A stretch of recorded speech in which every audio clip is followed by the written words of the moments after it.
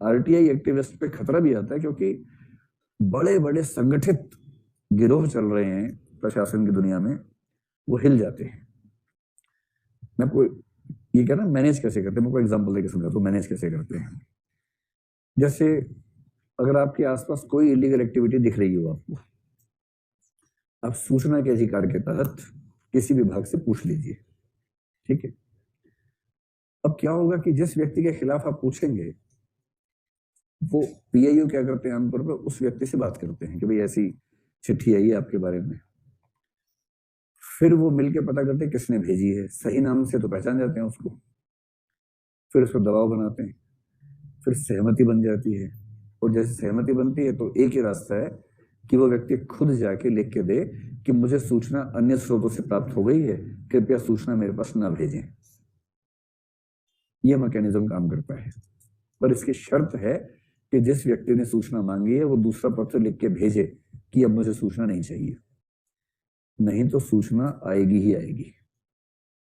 और सूचना नहीं आने के जो तरीके हैं वो सेक्शन 8 में कुछ बताए गए हैं, जब वहां पहुंचेंगे वहां देखेंगे, वहां तरीका है। अब सिंपल एग्जांपल दे रहा हूँ, एक मोहल्ले में कई घर थे, उनमें से एक घर में इलीगल कंस्ट्रक्शन हो रही थी कुछ, हर घर में थोड़ी बहुत थी, वो भी करवा रहा था। किसी पड़ोसी ने उसके खिलाफ कंप्लेंट भेज दी सूचना के अधिकार में कि मैं जानना चाहता हूं कि इस फ्लैट नंबर में क्या कोई इलीगल कंस्ट्रक्शन है, यदि है तो परमिशन कैसे मिली, एक्शन लिया गया या नहीं लिया गया, तो एक्शन क्या लिया गया बताइए, ऐसे करके भेज दिया।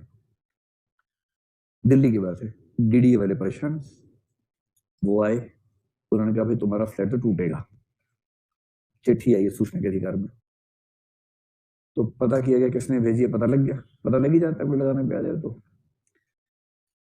फिर क्या हुआ, जिसके खिलाफ चिट्ठी गई थी उसने कहा कोई बात नहीं, एक मैं भी लगा देता हूं।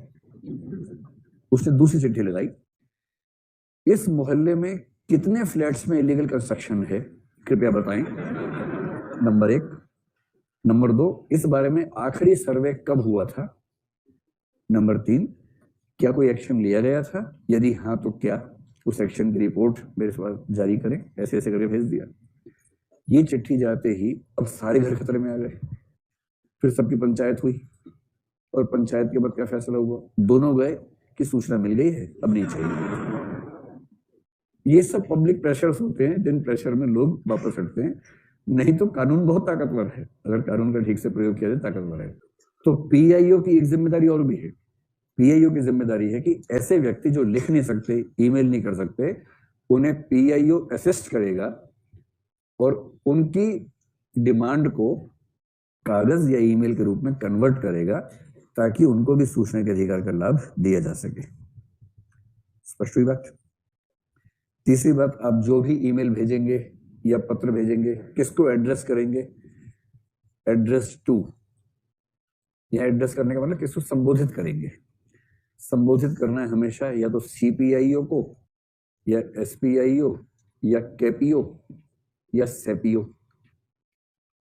कोई याद ना रहे ना, खाली पीओ कर देना, पीआईओ, वो अपने आप सही पते पे पहुंच जाएगा, चिंता मत कीजिए। बस पीआईओ, इसी विभाग का नाम लिखिए। थोड़ा प्रयोग करके देखो ना, एक छोटा मोटा प्रयोग, बड़ा मजा आएगा आपको, जिंदगी में रोमांच आ जाएगा। सरकार के फोन आएंगे पहली बार आपके पास। अगर आप चाहते हैं बड़े आदमी का फोन है तो एमपी लेड स्कीम के बारे में पत्र लिखो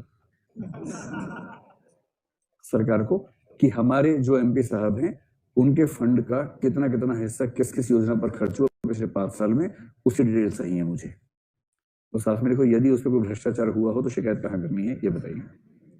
सीधे एमपी साहब पहले गुर्गे आएंगे, फिर एमपी साहब खुद आएंगे मिलने के लिए, घर आके बात करेंगे आपसे।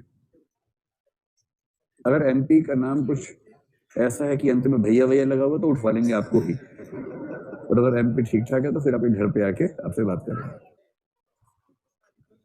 हाँ देखो, अगर आपका मोबाइल फोन गुम हुआ है, दिल्ली को छोड़ के दुनिया में कहीं एफआईआर कर नहीं पाएंगे उसकी, क्योंकि दिल्ली के पुलिस कमिश्नर ने एक गलती कर दी 4-5 साल पहले, और तब से ऑनलाइन एफआईआर दिल्ली में शुरू हो गई है। तो दिल्ली में आप कोई एफआईआर करनी है ऑनलाइन कर दीजिए, एफआईआर लॉन्च हो जाती है। अगर आप पुलिस स्टेशन चले गए एफआईआर करने के लिए, तो पुलिस स्टेशन में एफआईआर नहीं होगी, ये मान के चलिए। मतलब अड़ जाएंगे, नारे लगा देंगे तो हो जाएगी, सामान्यतः नहीं होगी। क्योंकि पुलिस विभाग पूरी कोशिश करता है कि एफआईआर लॉन्च ना हो, क्योंकि उससे उनकी अकाउंटेबिलिटी बढ़ जाती है। ठीक है,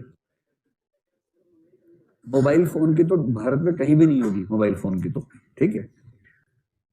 बाकी राज्यों में भी मोबाइल फोन चोरी होने की एफआईआर नहीं होती, वो केवल एक कंप्लेंट नोट कर लेते हैं, एक स्टैंप लगा देंगे कि हमारे पास कंप्लेंट है। जैसे आई कार्ड गुम हो गया आपका, एक कंप्लेंट पे स्टैंप लगाते हैं जिसको आप यूज कर सकते हैं। बाकी जगहों पर नया सिम लेना है, नया आई कार्ड बनवाना है, उसके लिए वो होता है, लेकिन वो फर्स्ट इन्फॉर्मेशन रिपोर्ट नहीं होती है।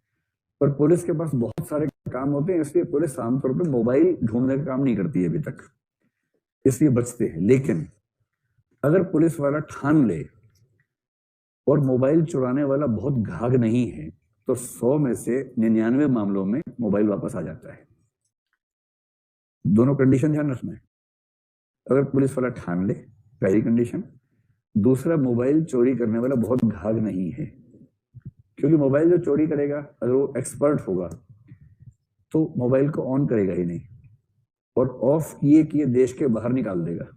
नेपाल चला गया, नेपाल में ऑन कर लीजिए, कुछ चलेगी नहीं आपकी। अब अगर देश के अंदर कहीं भी फोन ऑन हुआ, किसी भी राज्य की पुलिस के पास इतनी पावर होती है कि वो उसे संपर्क में ले, और पुलिस वाले फिर जाते नहीं है, उसको बुलाते हैं, उसी फोन पे फोन करते हैं। और अगर वो फोन ना उठाए तो उस फोन से जिस नंबर पे फोन हुआ है उस पर फोन कर देते हैं, क्योंकि सीडीआर निकालना पुलिस के लिए मतलब बाएं पैर का काम है। सीडीआर का मतलब कॉल डिटेल रिकॉर्ड किसी व्यक्ति का, उससे पता लग जाता है कि इस फोन से कहां कहां फोन हुआ था, कहां कहां से फोन आया था। अब जहां ज्यादा फोन हुए, जहां से ज्यादा आए, उस पर फोन करते हैं। फिर पुलिस के पास एक भाषा होती है खास किस्म की, उस भाषा का इस्तेमाल करते हैं। इतना ही बोलते हैं कि देख भाई पुलिस से बोल रहा हूं, केस बढ़ जाएगा, इस फोन को कल सुबह तक पुलिस स्टेशन में ले आना, वरना बहुत मुश्किल हो जाएगी, बस फोन काट रहा हूं, इतना ही समझ लो।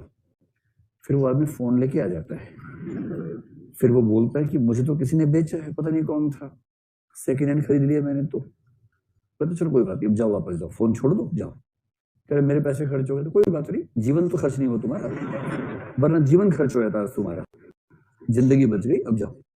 चलिए।